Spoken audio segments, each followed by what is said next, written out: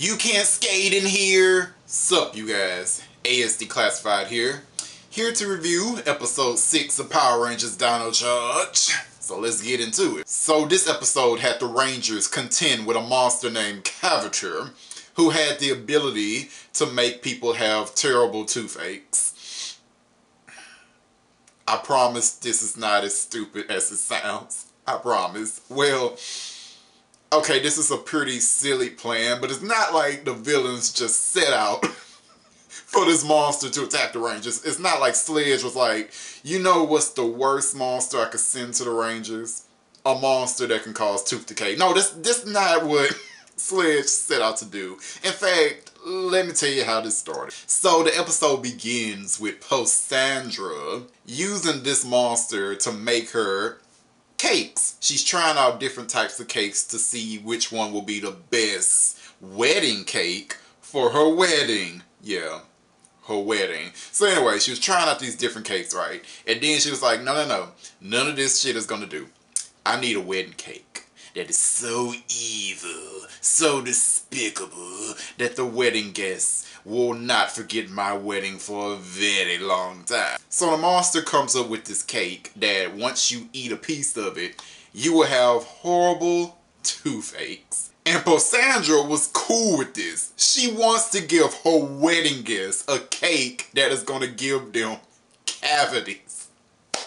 Like, girl, that is so fucked up and evil. That's why I like you, girl. We can be friends. And as your friend, Posandra, I am telling you, you need to leave Sledge. Leave him, girl. He ain't gonna marry you. Like, this whole wedding cake shit, like, this is ridiculous. Do you even have a ring yet? Where's your ring at? You're worried about wedding cakes and shit? Where's the ring, girl? Posandra. Girl. I don't know, whatever. So really, the monster was not released from his jail cell to fight the Rangers. It was just released to cook wedding cakes for Posandra. But once Sledge found out that, Posandra let the monster out, he was like, you know what? Why don't you just go ahead and give the Rangers toothaches since you're already out? So that's how it happened. It's not like the villains just said, I was like, you know what? Toothaches are like the best plan ever. No. Alright, so let's get to the meat and potatoes of this episode. So the main thing about this episode is that Riley and Chase were arguing with each other throughout most of the episode. So Riley, he spends a lot of his time training and stuff and working hard and all this kind of stuff. And he feels that Chase doesn't really train and he doesn't really, work that hard. Because, Riley was at the command center, he was training and whatever, and then Chase tried to give him some advice like, hey man, maybe you should not always be so strict in your training, maybe you should try to learn to adapt more. He was like, excuse me player, you over here trying to give me advice on training? I always see you sitting around here, you don't do shit, so please, I got this. Don't give me any unsolicited advice, okay? So yeah, Riley thinks that Chase doesn't take anything seriously, that he doesn't train, he spends too much time joking and skateboarding, whatever and whatever. And at one point, Chase got so fed up with Riley's comments that he just walked away from him and he got on his skateboard. So Riley just assumed that Chase was just going to skateboard instead of, helping the Rangers look for the monster, right? And then eventually they found out that Chase was not going to, he was skateboarding, but he was also looking for the monster, like, duh. Like, he does not goof off as much as you think. You may think that you know this man, but you don't. Like, Chase is he can be focused when he wants to. He had that episode last week where he loses focus. But when he is focused, bitch, he's on top of the job. Like, he was chosen to be a Ranger for a reason, so just trust that, pretty much. So by the end of the episode, Riley and Chase, they squashed their little beef with each other, and Riley, by the end of this episode, really, wants to become Chase's best friend. Like, he couldn't, stop apologizing to Chase for, thinking the worst of him, and he kept, trying to take Chase's advice and stuff. Like, he was just really, really trying to make up for every bad thing he ever said about Chase. It got to the point where it's like, dude, do you want to suck his dick? Like, will you just calm down? But yeah, I really enjoyed this episode, man. Really enjoyed it. And let me talk about my favorite things about the episode. So my number one favorite thing about this episode was the training scenes. Like, the episode begins with Riley like on this track field, and he's just, you know, he's running, he's doing sit-ups, he's doing push-ups. Like, the boy was training, and I like it. Like, it wasn't boring training. It was actually like fun training, just him being athletic and taking care of his body, right? And then at the end of the episode, all 5 Rangers come together and train with Riley on that track field, and it was awesome, man. They were just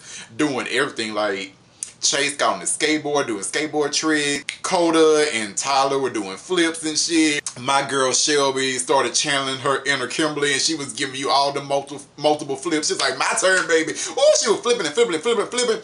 She wasn't on Kimberly level though. Let's not get crazy. But she was giving you something. All right, it was awesome. Like, I just loved it. I love seeing the Rangers just be so athletic. Like, that's what I grew up with. That is Mighty Morphin to me. Seeing the Rangers, you know, flipping and just showing off. That's my childhood right there. That is how you emulate Mighty Morphin, Megaforce, and Samurai. Take goddamn notes. Also, the other scenes that I loved about this episode were that at one point the monster gave toothaches to a bunch of people, right? To a bunch of citizens. And Kendall was actually trying to figure out an antidote for the toothaches. Let me say that again. Kendall was actually trying to figure out an antidote for all the toothaches. Something that is so simple and used to be done all the time in Mighty Morphin and Zeo and whatnot. It's something that the last 4 years of seasons apparently just forgot to do. Like, Gosei and Tenso would have never. Okay?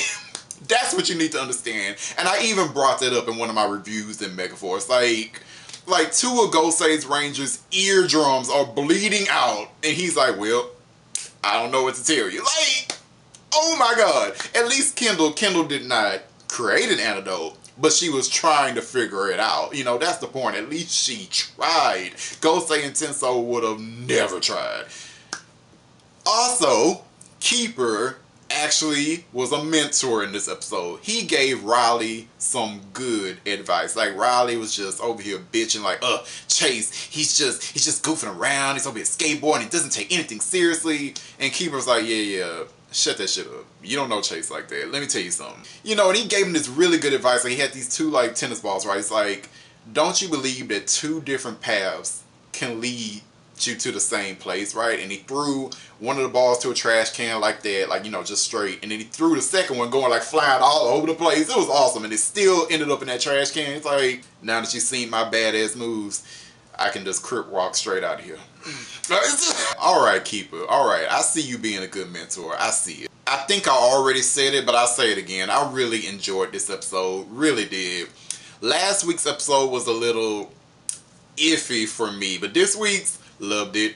4 out of 5. So, yeah, if you're watching this video, what did you think about today's episode? Did you like it? Did you hate it? Did you think it was meh? Let me know in a comment if you like. Also, as some of you may be aware, I do this podcasting from time to time with my friend Tony T. And I just want to ask my viewers a question, like, and it may be a part of like the next podcast if we do. What seasons of Power Rangers do you think he should watch? Because he's not like me and most of you guys. Like, he doesn't really watch Power Rangers that much, you know. I mean, he grew up with Mighty Morphin and stuff, but he doesn't really watch it. So I'm just asking you guys, like, what seasons do you think will be a good season for him to watch?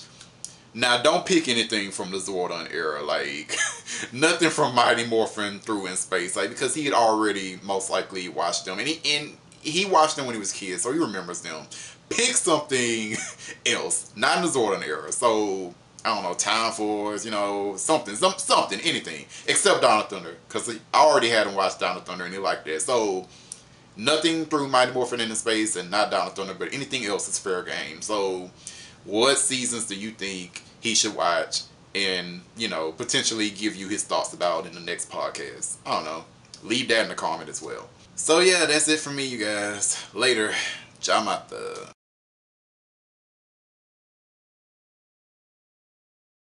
One more thing. So, in this episode, the Rangers, they were taking their inner gems out of the base again. I thought they stopped doing that in like episode 3. Like, oh well, I guess they're gonna keep taking their inner gems in and out of the base. It's like, I just don't get the point of that if you have the dino chargers. Like, just leave your inner gems in the damn base where they're safe. I don't... Okay, that's it. Rant over. Later, guys. Wait, my bad. One more thing. Like, I have to talk about this. I have to talk about the last villain scene of the episode because I died laughing. So, Postandra was very upset that the Rangers destroyed Cavity, you know, nobody to make her wedding cake. So, Postandra was so distraught by this that she was like, I want to personally destroy those Rangers. And Fury was like, oh please, Candy Cane, the Rangers are not going to be scared of you. You can't do shit to them, right? Sledge heard this, and he went up to Fury, and he was like, you are one to talk. You have defeated the exact same number of Rangers as she has. 0! Boom! And then he just pushed Fury out the way, man. Useless monster. Sledge just emasculated the fuck out of Fury, and it was awesome. And then Postandra is just gonna throw salt in all the wounds. She just, oh, I think you hurt Kitty's feelings. Better kiss it and make it better. Oh, Fury is going to be a deviant.